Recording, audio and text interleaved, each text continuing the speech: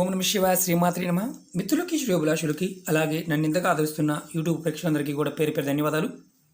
మిత్రులరా, మీ అందరికీ కూడా పరాదేవత ఎల్లవేళలా మీతో ఉండి మీ మనోవాంఛ నెరవేర్చాలని మనస్ఫూర్తిగా కోరుకుంటున్నాను.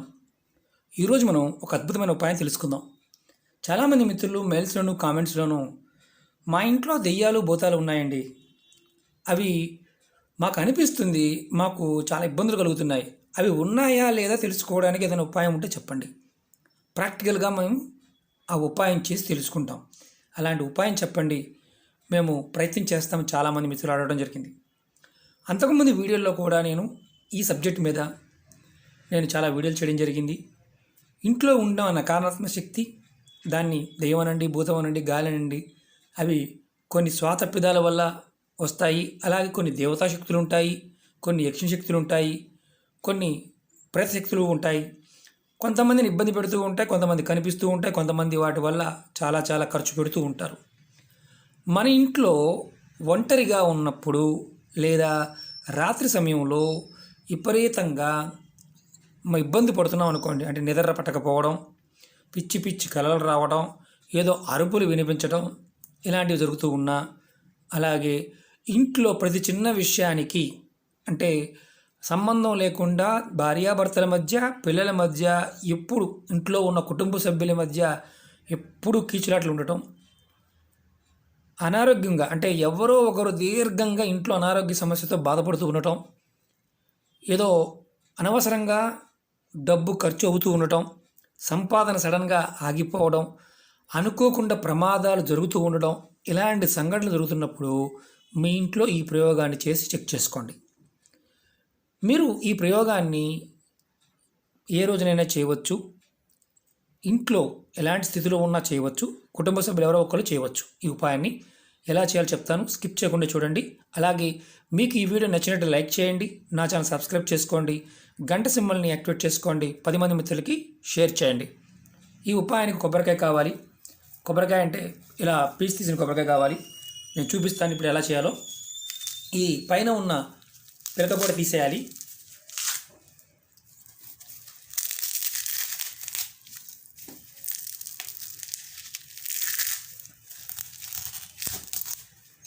ఇది తీసేసి మీకు ఈ 3 కళ్ళు కనిపించాలి. ఇలా 3 కళ్ళు ఉన్నాయి కదా, ఇవి కనిపించాలి. అలాగే దీనికి రక్షణాబంధం మనం మామూలుగా రక్షణ కోసం వాడుతుంటాం, పూజలకు వాడుతూ ఉంటాం.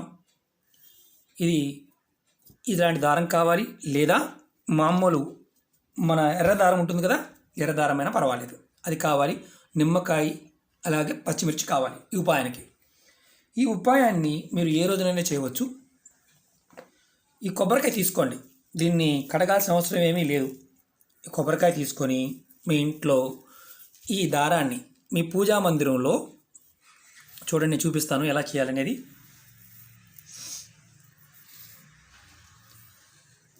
ఈ దారాన్ని చూడండి, 2, 3, 4, 5, 6, 7, 8, 9 ఇలా 9 రౌండ్ చుట్టండి. తర్వాత ఇదే దారాన్ని కంటిన్యూగా మళ్ళీ నిలువున ఇలా మళ్ళీ 9 రౌండ్ చుట్టండి.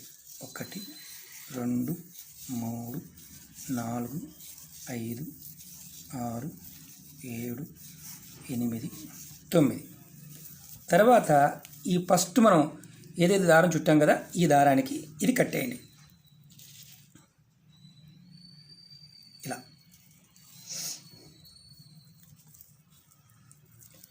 ఇలా కట్టేయండి.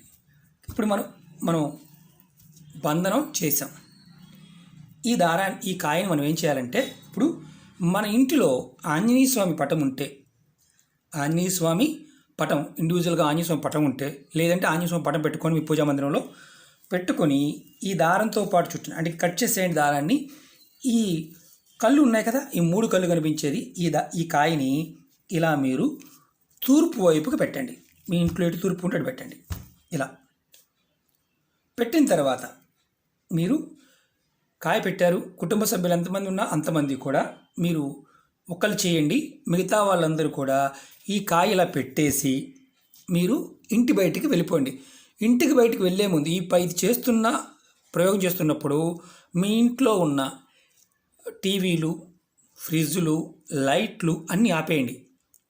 ఇది చేసేటప్పుడు అన్నీ ఆపేయండి. ఈ పెట్టేసి మీరు ఇంట్లో బయటికి లాస్ట్కి వెళ్ళేటప్పుడు లాస్ట్ లైట్ బంద్ అన్నీ ఆపేసేసి మీరు బయటికి వెళ్ళిపోండి.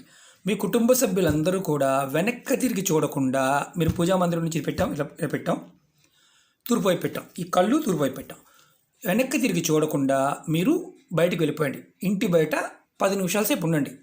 10 నిమిషాలు, కరెక్ట్గా 10 అంటే 10 నిమిషాలు. ఎవ్వరూ మాట్లాడద్దు. 10 నిమిషాల సేపు కూడా ఎవరితో కూడా మాట్లాడవద్దు. ఇది మీ ఇంట్లో ఉన్న ఆంజనేయ స్వామి పట్టం ముందు పెట్టాం. ఈ కళ్ళు 3 కళ్ళు కనిపిస్తున్నాయి కదా కొబ్బరికాయవి, అవి తూర్పు వైపు పెట్టాం. తర్వాత మీరు ఇంట్లోకి వచ్చే ముందు నిమ్మకాయ 10 నిమిషాల తర్వాత ఇలా పచ్చిమిరపకాయలు చూడండి, నేను చూపిస్తాను. అంతకుముందు వీడియోలో కూడా చెప్పాను నేను. 2, 3, 4, 5, 6, 7 పచ్చిమిరపకాయలు, ఒక నిమ్మకాయ చక్కగా దారంతో కానీ కాపర్ వైర్తో కానీ వీటిని గుచ్చి మీ ఇంటి బయట గుమ్మం బయట కట్టి మీరు కుటుంబ సభ్యులందరూ ఇంట్లోకి రండి. ఇప్పుడు ఇంట్లోకి వచ్చిన తర్వాత ఇలా ఇది చేసాము, ఇంట్లోకి వచ్చాం. వచ్చిన తర్వాత ఈ కొబ్బరికాయ యథావిధిగా ఈ పెట్టిన మన తూర్పు వైపు పెట్టాం కదా, తూర్పు వైపు పెట్టిన దాన్ని యథావిధిగా ఉంటే మీ ఇంట్లో ఎటువంటి నకారాత్మక శక్తి లేదని అర్థం. ఒకవేళ ఈ కొబ్బరికాయ ఇటు కానీ వెనకకు కానీ తిరిగిందా, మీ ఇంట్లో నకారాత్మక శక్తి ఉందని అర్థం. అంటే గాలి ఉంది, భూత ప్రేత గాలి ఉందని అర్థం. మరి మనం భయపడతాం కదా. ఆ తర్వాత ఈ కొబ్బరికాయని ఏం చెయ్యాలి అని ఒక అనుమానం వస్తుంది. ఈ కొబ్బరికాయతో పని అయిపోయింది, అంటే మనం ప్రయోగం చేసాము, ఉందో తెలుసుకున్నాం. ఈ కొబ్బరికాయని, ఈ దారాన్ని తీసుకుని వెళ్ళి ఎక్కడైనా సరే పారే నీళ్ళల్లో వదిలేయండి. రోడ్డు మీద మాత్రం కాదు, పారే నీళ్ళల్లో, చెరువు కానీ లేదంటే కాలువ కానీ లేదంటే నది కానీ ఏదైనా సరే నీళ్ళల్లో వదిలేయండి. పారే నీళ్ళు అయితే ఇబ్బంది లేదు, చెరువు అయినా పర్వాలేదు, ఇబ్బంది లేదు, అలా వదిలేయండి. లేదంటే ఈ కాయని యాజ్ టీజ్గా గొయ్యి తవ్వి ఏదైనా మనుషులు తిరిగిన ప్రదేశంలో గొయ్యి తవ్వి ఆ గోతులో పెట్టేసి మట్టి కప్పేయండి, ఇబ్బంది లేదు. ఈ రెండు చేయాలి. ఇప్పుడు మనం ఇంట్లో గాలి ఉందని తెలిసింది, కొబ్బరికాయ తిరిగింది. కొబ్బరికాయ తిరగలేదు అంటే మీ ఇంట్లో గాలి లేదని అర్థం. ఏ భూతము, ఏ ప్రేతము, ఇలాంటివి దుష్టశక్తులు లేవని అర్థం. ఒకవేళ మీరు భ్రమతోనో చిత్తభ్రాంతితోనో లేదంటే మీ గ్రహాల యొక్క, అంటే మీ జాతకంలో గ్రహాల యొక్క అనుకూలత లేనప్పుడు మీరు అలాంటి సందర్భాలు ఎదుర్కొంటున్నారని అర్థం. అంటే జాతకంలో రాహుకేతు ప్రభావం కానీ శని ప్రభావం కానీ అధికంగా ఉన్నప్పుడు అలాంటి ప్రభావం కూడా కలుగుతుంది. ఇది దీనివల్ల ఎలాంటి తర్వాత పట్టుకోవచ్చా అని అనుమానం వస్తుంది. ఎలాంటి ఇబ్బంది లేదు, తీసుకెళ్ళి చక్కగా ఎక్కడైనా వదిలేయచ్చు. అప్పుడే వదిలేయాలా? ఇది పగలు చేయవచ్చా, రాత్రి చేయవచ్చా? ఇప్పుడు ఇది మీరు పగలు చేయవచ్చు, రాత్రి చేయవచ్చు. కానీ పగలు చేసినా రాత్రి చేసినా మీరు లైట్లన్నీ తీసేయాలి, మీ ఇంట్లో ఉన్న డివైస్లన్నీ ఆపేయాలి, మొబైల్ ఫోన్లు కూడా ఆపేయాలి. అసలు పవర్ లేకుండా, ఇంట్లో పవర్ లేకుండా ఉండాలి. సాయంత్రం పూట చేయవచ్చు, పొద్దున పూట చేయవచ్చు, ఎప్పుడైనా చేయవచ్చు, ఏ రోజునైనా చేయవచ్చు. ఇది మీ ఇంట్లో ఉంది లేదు అని తెలుసుకోవడానికి. ఒకవేళ ఉంది, అప్పుడు ఏం చేయాలి? మీరు మీ ఇంటిని శుభ్రంగా ప్రతిరోజు గోమూత్రంతో శుద్ధి చేయాలి.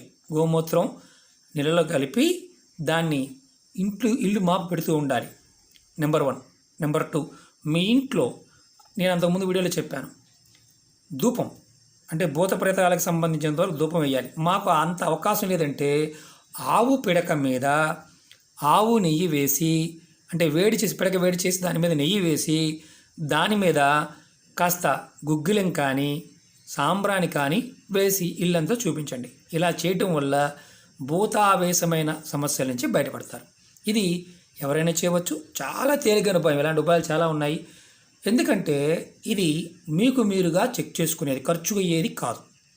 మరి కొబ్బరికాయ వాడుకోవచ్చా అని అడగమాకండి, ఎందుకంటే ఇది ఆల్రెడీ ఇప్పుడు ఒకవేళ ఉన్నా లేకపోయినా దీన్ని తీసుకువెళ్ళి నీళ్ళలో పడివేయాలి. అది మాత్రం గుర్తుంచుకోండి. ఓకే మిత్రులారా, మీకు ఈ వీడియో నచ్చినట్టు లైక్ చేయండి, నా ఛానల్ సబ్స్క్రైబ్ చేసుకోండి, గంట సింబల్ యాక్టివేట్ చేసుకోండి, 10 మంది మిత్రులకి షేర్ చేయండి.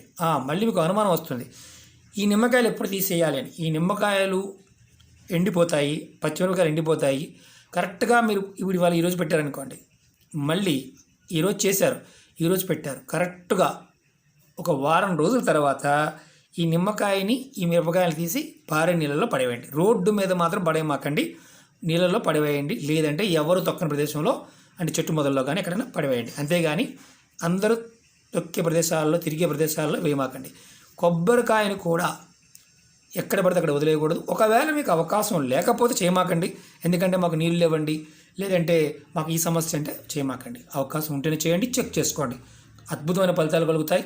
నకారాత్మక శక్తి ఏదన్నా ఉంటే ఈ కొబ్బరికాయ లాక్కుంటుంది, తర్వాత ఆటోమేటిక్గా ఆ శక్తిని మనం బయటకు వదిలేయచ్చు.